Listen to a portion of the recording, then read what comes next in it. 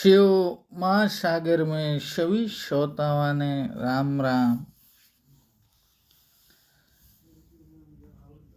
भगवान आदि नारायण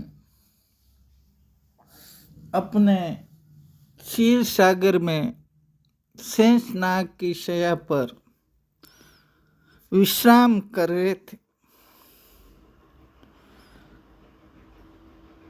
तभी श्री लक्ष्मी जी ने कहा, हे देव, आपने श्रीमद् भगवत गीता के पहले और दूसरे अध्याय का वर्णन किया।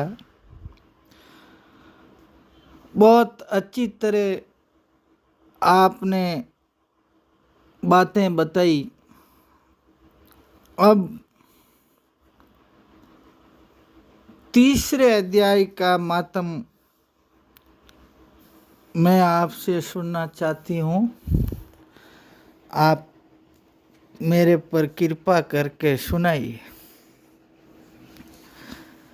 भगवान विष्णु आदि नारायण बोले, हे देवी, हे प्रिय,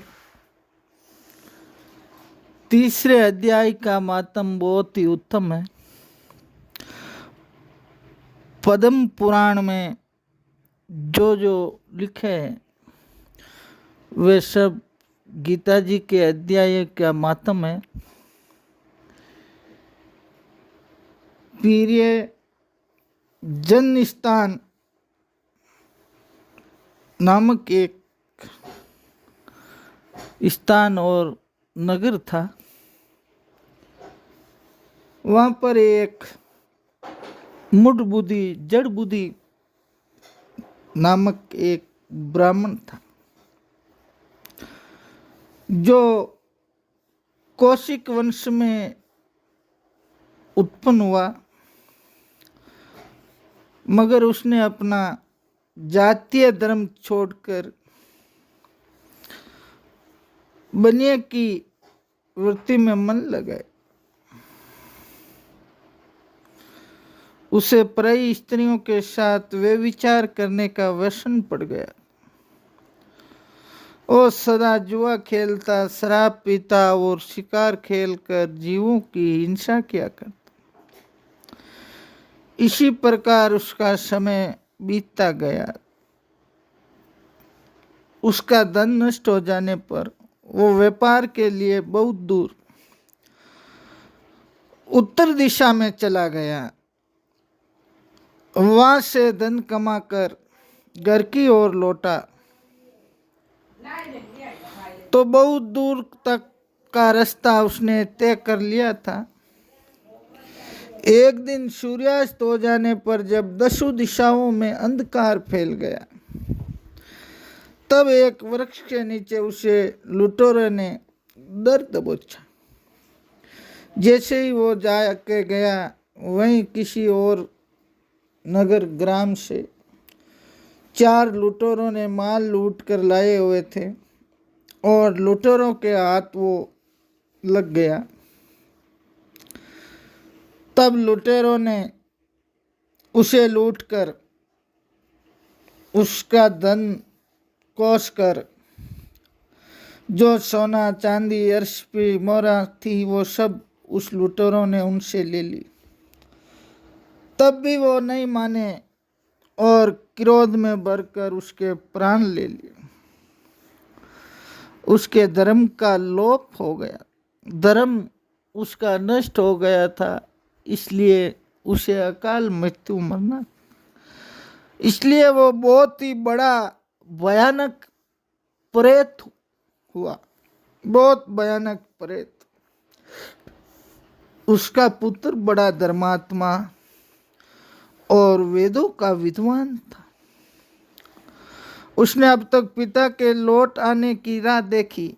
जब वे नहीं आए तब उनका पता लगाने के लिए वो स्वयं भी घर छोड़कर चल दिया। वह प्रतिदिन खोज करता, किसी मार्ग बहते हुए राहगीरों से पूछता। उसे उनका कुछ समाचार मिलता नहीं था। रोज वो राहगीर मार्ग चलने वालों को पूछता, अपने पिता की सूचना पाने के लिए, मगर उसे कोई सूचना समाचार नहीं मिला।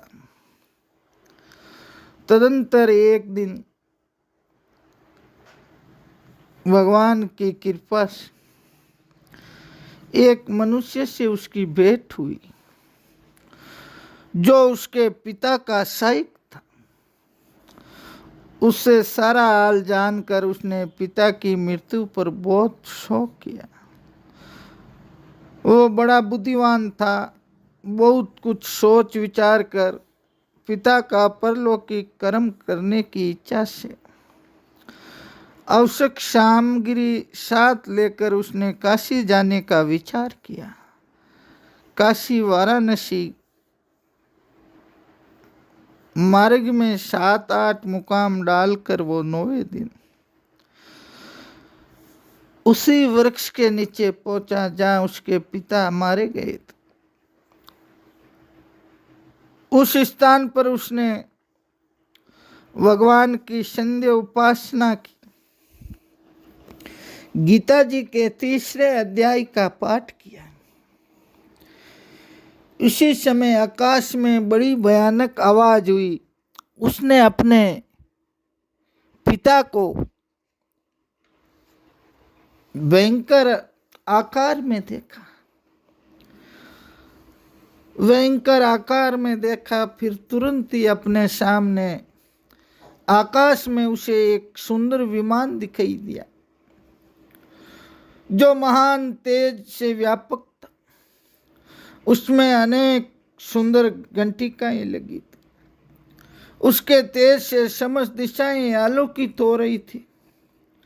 यह दृश्य देखकर उसके चित्त की व्यग्रता दूर हो गई। उसने उनके विमान पर अपने पिता को दिव्य रूप धारण किए विराजमान देखा। उनके शरीर पर पीताम्बर शोभा पा रहा था और मुनिजन उनकी स्तुति कर। उन्हें देखते ही पुत्र ने प्रणाम किया। तब पिता ने भी आशीर्वाद दिया। तत्पश्चात उसने पिता से ये सारा वार्तांत पूछा। उसके उत्तर में पिता ने सब बातें बताकर इस प्रकार कहना आरंभ किया। बेटा, देववश मेरे निकट गीता के 3रे अध्याय का पाठ करके तुमने इस शरीर के द्वारा किए हुए दुर्जन्य कर्म, काम, लोभ, भोग, मोह, कर्म बंधन से मुझे छुड़ा दिया। अतः अब घर लौट जाओ, क्योंकि जिसके लिए तुम काशी जा रहे थे वो प्रयोजन इस समय गीता जी के 3रे अध्याय के पाठ से सिद्ध हो गया।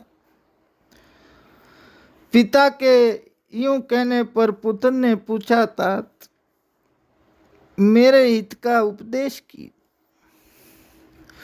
कुछ ज्ञान रूपी बात बता दीजिए जिससे आने वाले समय में मैं मेरा कल्याण करूं, और कोई कार्य जो मेरे लिए करने योग्य हो वो भी बतलाए। तब पिता ने उनसे कहा, तुम्हें यही कार्य फिर करना। मैंने जो कर्म किया वही मेरे भाई ने भी किया था। इससे वे घोर नरक में पड़े हैं। उनका भी तुम्हें उद्धार करना चाहिए बेटे। तथा मेरे कुल के और भी जितने लोग नरक में पड़े हैं उन सबका भी तुम्हारे द्वारा उद्धार हो जाना चाहिए। ये मेरा मनोरथ। जिस साधन के द्वारा तुमने मुझे संकट से छुड़ाया था उसी का अनुष्ठान और करके औरों के लिए भी काम करो। उसका अनुष्ठान करके उससे होने वाला पुण्य उस नार की जीवों को संकल्प करके दे दो। इससे वे समस्त पूर्वज मेरी तरह यातना से मुक्त हो शल्प काल से श्री विष्णु परम पद को प्राप्त हो जाएंगे। पिता का यह संदेश सुनकर पुत्र ने कहा, है तात, यदि ऐसी बात है और आपको भी ऐसी ही रुचि है तो मैं समस्त नारकी जीवों का नरक से उद्धार कर दूंगा। ये सुनकर उसके पिता बोले, बेटा अवमस्तु, तुम्हारा कल्याण हो, मेरा अत्यंत प्रिय कार्य संपन्न हो गया।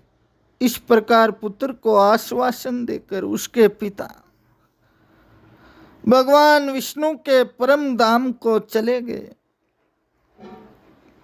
तत्पश्चात वो भी लौटकर जन्म स्थान में आया।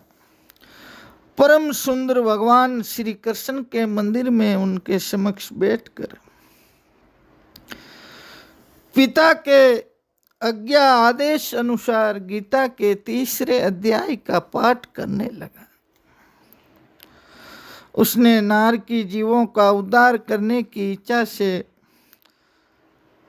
गीता पठित जनित सारा पुण्य संकल्प करके दे दिया। इस बीच में भगवान विष्णु के दूत यातना भोगने वाले नारकी जीवों को छुड़ाने के लिए यमराज के पास गए। यमराज ने नाना प्रकार के सत्कारों से उनका पूजन किया और कुशल बूझी। वे बोले, धर्मराज, हम लोगों के लिए सब और आनंद ही आनंद। इस प्रकार सत्कार करके पितृलोक के सम्राट परम बुद्धिमान यम ने विष्णु दूतों से यमलोक में आने का कारण पूछा।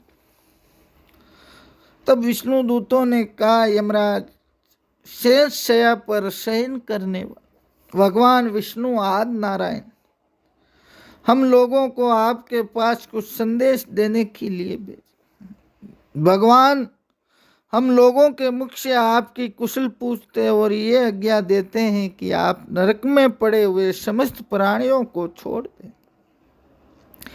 अमित तेजस्वी भगवान विष्णु का ये आदेश सुनकर यम ने मस्तक झुकाकर उसे स्वीकार किया और मन ही मन कुछ सोचा। फिर नारकी जीवों को नरक से मुक्त देखकर उनके साथ ही वे भगवान विष्णु के वास स्थान को चले। यमराज ने श्रेष्ठ विमान पर बैठकर क्षीर सागर वहां जहां पहुंचे, उसके भीतर कोटि कोटि सूर्य के समान तेजस्वी कीर्तिमान नील कमल दल के समान श्याम सुंदर लोकनाथ जगत के पालनहार श्री हरि को उन्होंने दर्शन किया। भगवान का तेज उनकी शया पर बने हुए शेष नाग के फणों की मणियों के प्रकाश को दुगना हो रहा। वे आनंद युक्त दिखाई दे रहे थे। उनका हृदय प्रशंसा से परिपूर्ण था। भगवती लक्ष्मी अपनी सरल चितवन से प्रेम पूर्वक उन्हें बार बार निहार रही। चारों ओर योगी जन भगवान की सेवा में खड़े। उन योगियों की आंखों के तारे ध्यानस्थ होने के कारण निश्चल प्रतीत होते। देवराज इंद्र अपने विरोधियों को परास्त करने के उद्देश्य से भगवान की स्तुति कर ब्रह्मा जी के मुख से निकले हुए वेदांत वाक्य मूर्तिमान होकर भगवान के गुणों का गान कर रहे हैं। भगवान पूर्णतः संतुष्ट होने के साथ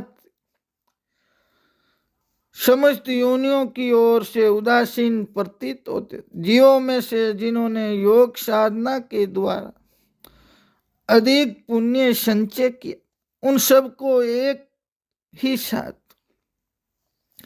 कृपा दृष्टि से निहार रहे थे। भगवान ने अपने स्वरूप भूत अखिल चराचर जगत को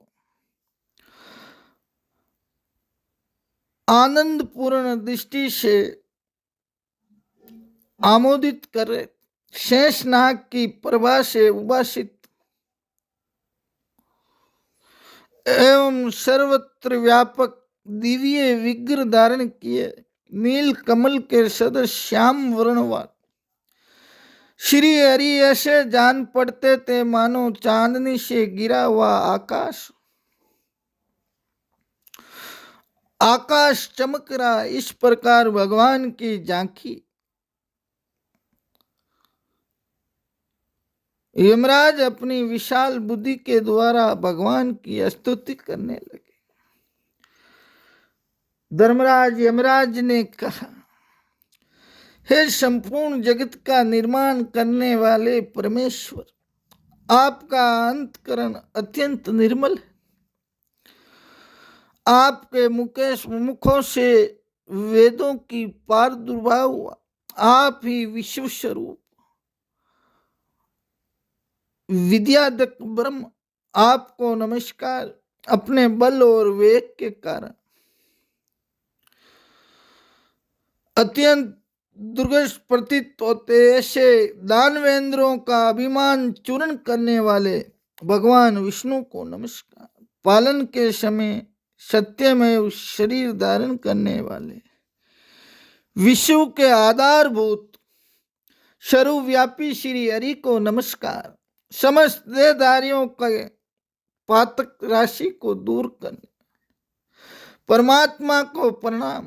जिनके ललाटवती नेत्र के तनिक्षा खुलने पर भी आग की लपटें निकलने लगती हैं, उन रुद्र रूपधारी आप परमेश्वर को नमस्कार। आप संपूर्ण विश्व के गुरु, आत्मा और महेश्वर हैं। अतः समस्त वैष्णव जनों को संकट से मुक्त करके उन पर अनुग्रह करते।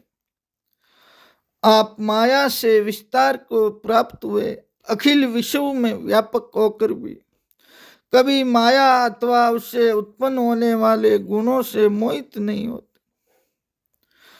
माया तथा माया जनित गुणों के बीच में स्थित होने पर भी आप पर उनमें से किसी का प्रभाव नहीं पड़ता। आपकी महिमा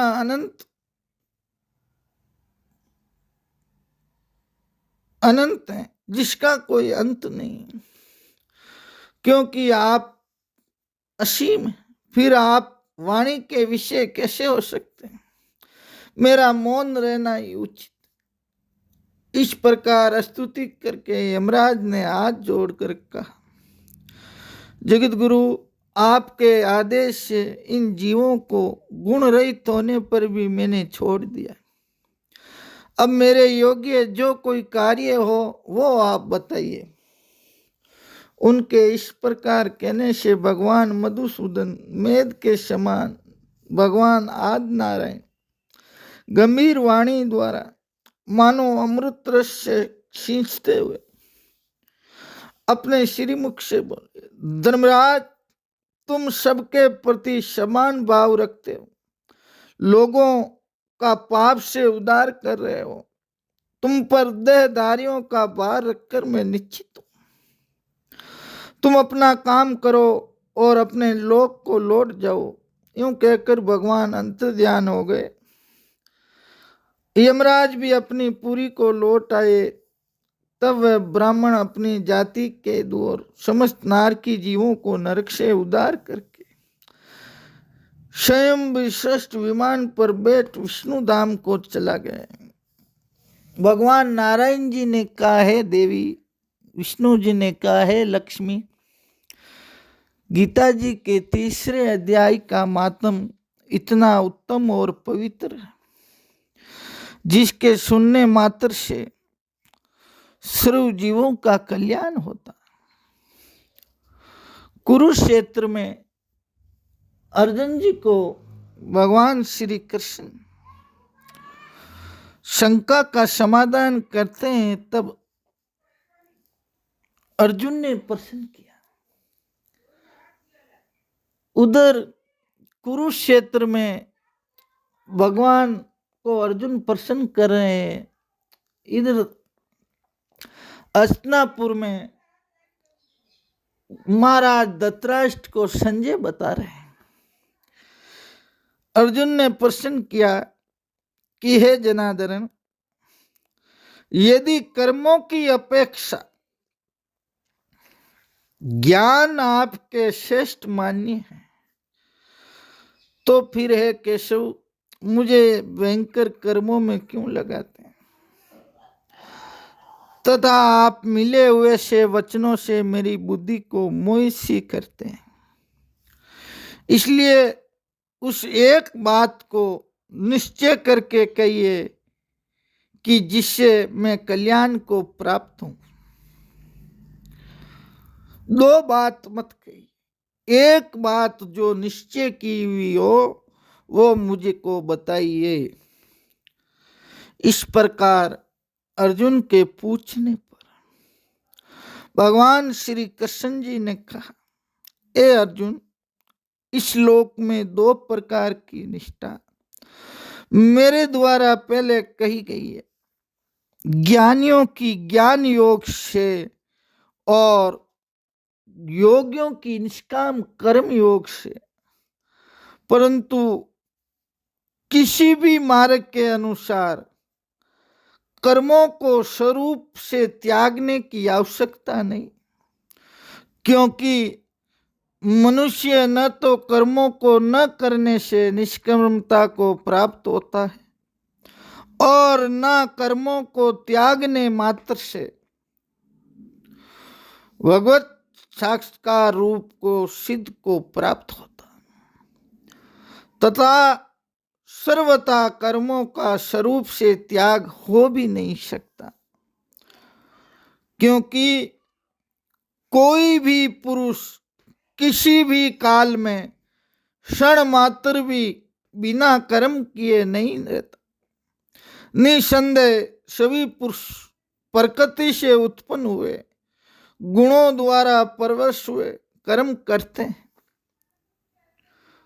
इसलिए जो मूढ़ बुद्धि पुरुष कर्म इंद्रियों को हठ से रोककर इंद्रियों को भोगों को मन से चिंतन करता रहता है वो मिथ्याचारी अर्थात दंभी कहा जाता है। भगवान श्री कृष्ण कहते हैं, हे अर्जुन, जो पुरुष मन से इंद्रियों को वश में करके अनासक्त हुआ कर्मेंद्रियों को से कर्मयोग का आचरण करता वो श्रेष्ठ है। इसलिए तू शास्त्र विधि से नियत किए हुए शिव धर्म रूप कर्म को कर, क्योंकि कर्म न करने की अपेक्षा कर्म करना श्रेष्ठ तथा कर्म न करने से तेरे शरीर का निर्वाह भी सिद्ध नहीं हो। हे अर्जुन, बंधन के भय से भी कर्मों का त्याग करना योग्य ही नहीं है, क्योंकि यज्ञ अर्थात विष्णु के निमित्त किए हुए कर्म के सिवा अन्य कर्म में लगा हुआ ही ये मनुष्य कर्मों द्वारा बंधता है। इसलिए अर्जुन, आसक्ति से रहित हुआ उस परमेश्वर के निमित्त कर्म का बलि प्रकार आचरण कर। कर्म न करने से तू पाप को भी प्राप्त होगा, क्योंकि प्रजापति ब्रह्मा ने कल्प के आदि में सृष्टि की रचना हुई यज्ञ सहित प्रजा को रचकर कहा कि इस यज्ञ द्वारा तुम लोग वृद्धि को प्राप्त हो और ये यज्ञ तुम लोगों को अचित फल देगा और कामनाओं को देने वाला हुए तथा तुम लोग इस यज्ञ द्वारा देवताओं की उन्नति करो और देवता लोग तुम लोगों की उन्नति करेंगे। इस प्रकार आपस में कर्तव्य समझकर उन्नति करते हुए परम कल्याण को प्राप्त होगे तथा यज्ञ द्वारा बढ़ाए हुए देवता लोग तुम्हारे लिए बिना मांगे ही प्रिय भोगों को देंगे। उनके द्वारा दिए हुए भोगों को जो पुरुष इनके लिए बिना दिए ही भोगता है वो निश्चय ही चोर है, कारण कि यज्ञ से शेष बचे हुए अन्न को खाने वाले श्रेष्ठ पुरुष सब पापों से छूट जाते हैं और जो पापी लोग अपने शरीर पोषण के लिए ही पकाते हैं वे तो पाप को ही खाते हैं। क्योंकि संपूर्ण प्राणी अन्न से उत्पन्न होते और अन्न की उत्पत्ति वृष्टि से होती, वृष्टि यज्ञ से होती और वो यज्ञ कर्मों से उत्पन्न होने वाला है तथा उस कर्म को तू वेद से उत्पन्न हुआ जान और वेद अविनाशी परमात्मा से उत्पन्न हुआ है। इससे सर्वव्यापक परम अक्षर परमात्मा सदा ही यज्ञ में प्रतिष्ठित है। भगवान श्री कृष्ण कुरुक्षेत्र में अर्जुन को कहते हैं, हे प्रात, जो पुरुष इस लोक में इस प्रकार चलाए हुए सृष्टि चक्र के अनुसार ही नहीं बरतता, अर्थात शास्त्रानुसार कर्मों को नहीं करता, वह इंद्रियों के सुखों को भोगने वाला पापायु पुरुष व्यर्थ ही जीता है। परंतु जो मनुष्य आत्मा में ही प्रीत वाला, आत्मा में ही तृप्त तथा आत्मा में ही संतुष्ट होवे,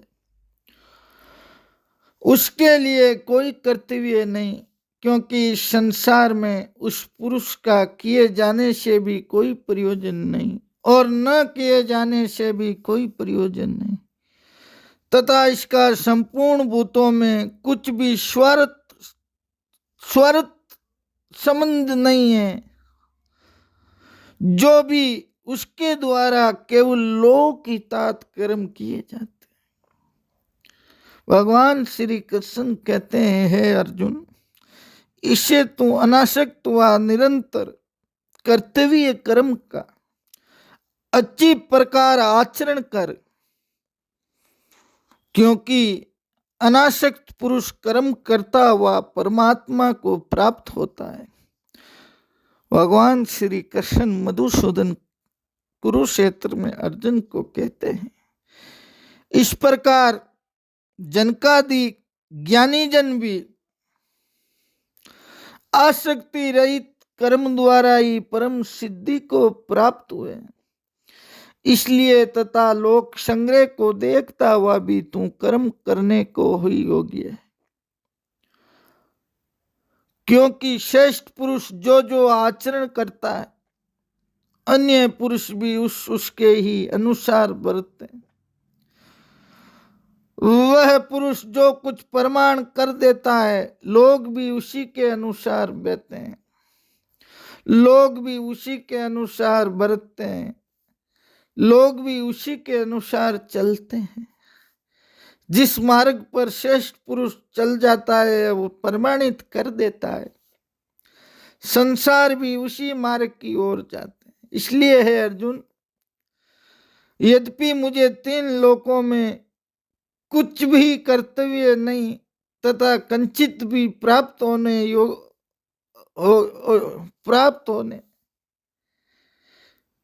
योग्य वस्तु अप्राप्त नहीं,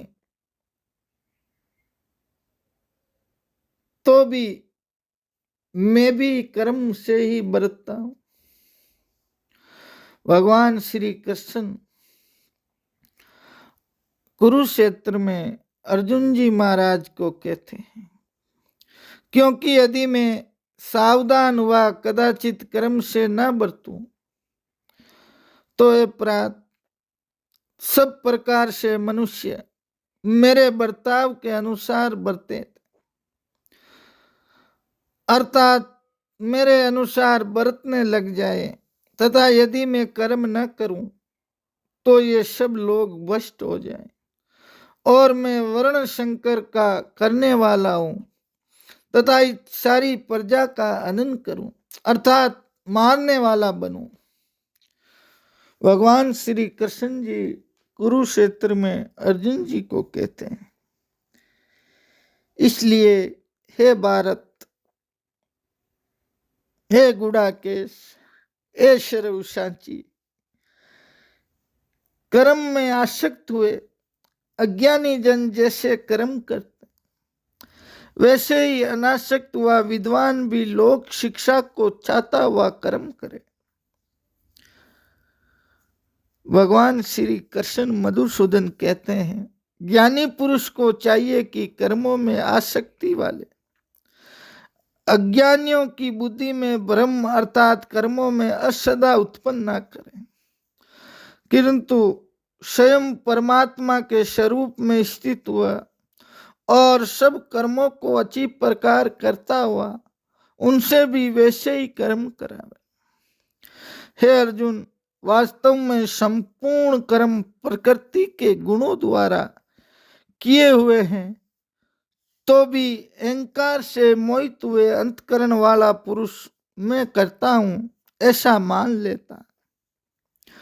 भगवान मधुसूदन केशव कृष्ण कुरुक्षेत्र अर्जुन को कहते हैं, परंतु हे माँ बाबू, गुण विभाग और कर्म विभाग के तत्व को जानने वाला,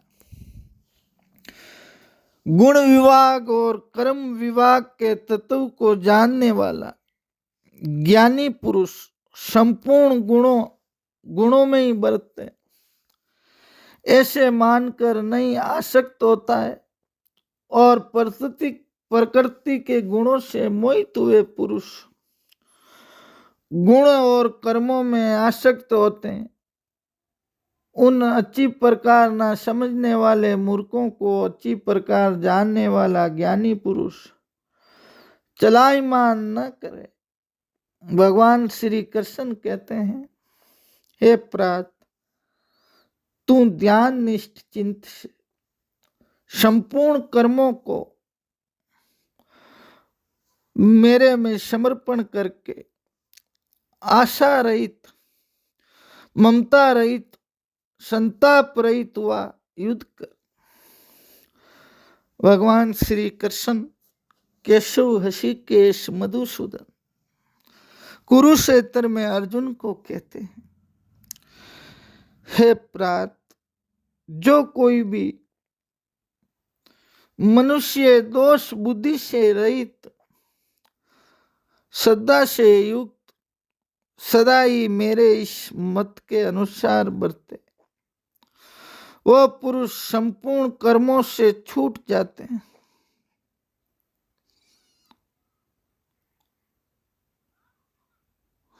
और जो दुष्ट बुद्धि वाले मूर्ख लोग इस मेरे मत के अनुसार नहीं बरते, उन संपूर्ण ज्ञानों में मोहित चित्त वाले को तुम कल्याण से भ्रष्ट हुए ही। भगवान श्री कृष्ण जी अर्जुन को कहते हैं,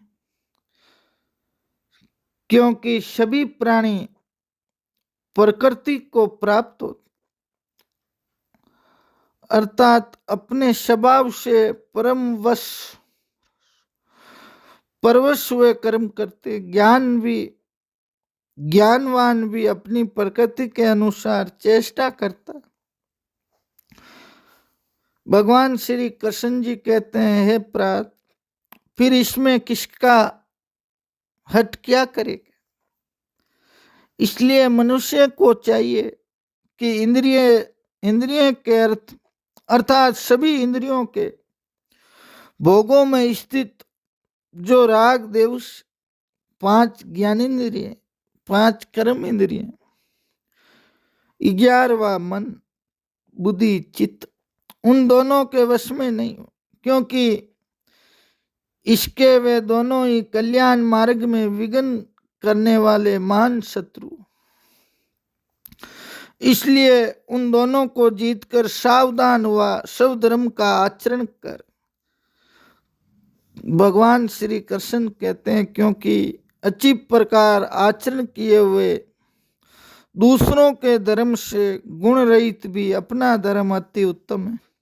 अपने धर्म में मरने भी कल्याणकारक और दूसरों के धर्म में भय को देने वाला है। इस पर अर्जुन ने पूछा, हे केशव, हे कृष्ण, फिर ये पुरुष बलात् लगाए हुए सदस्य न चाहता हुआ भी किससे पाप का आचरण करता है?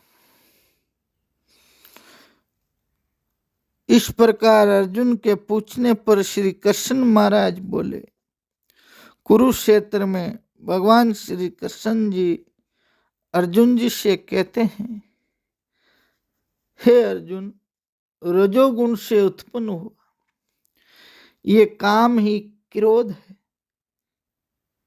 यही महा असन अर्थात अग्नि के सदृश भोगों से न तृप्त होने वाला और बड़ा पापी है।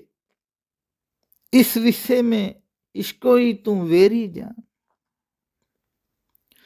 जैसे धुएं से अग्नि और मल से दर्पण ढका जाता है तथा जैसे जेर से गर्भ ढका हुआ, वैसे ही उस काम के द्वारा ये ज्ञान ढका हुआ। भगवान श्री कृष्ण मधुसूदन कहते हैं, अर्जुन, इस अग्नि सदृश पूर्ण होने वाला काम रूप ज्ञानियों के नित्य वेरी से ज्ञान ढका हुआ। इंद्रिया, मन और बुद्धि इस काम के वास स्थान कहे जाते और ये काम इन मन, बुद्धि और इंद्रियों द्वारा ही ज्ञान को इच्छादित करके इस जीव आत्मा को मोहित करता है। इसलिए है अर्जुन, तुम पहले इंद्रियों को वश में करके ज्ञान और विज्ञान के नाश करने वाले इस काम पापी को निश्चय पूर्वक मार। और तू यदि समझे कि इंद्रियों को रोककर काम रूपी वेरी को मारने की मेरी शक्ति नहीं, तो तेरी ये भूल है, क्योंकि इस शरीर से इंद्रियों को श्रेष्ठ, बलवान और सूक्ष्म कर, और इंद्रियों पर मन और मन से भी पर बुद्धि, और जो बुद्धि से भी अत्यंत पर है वो आत्मा। इस प्रकार बुद्धि से पर अर्थात सूक्ष्म तथा सब प्रकार बलवान और श्रेष्ठ अपनी आत्मा को जानकर और बुद्धि के द्वारा मन को वश में करके, हे माँ बाबू, अपनी शक्ति को समझकर इस दुर्जय काम रूप शत्रु को मार। भगवान श्री कृष्ण जी महाराज कर्मयोग का ज्ञान अर्जुन जी को देते हैं 3 अध्याय में।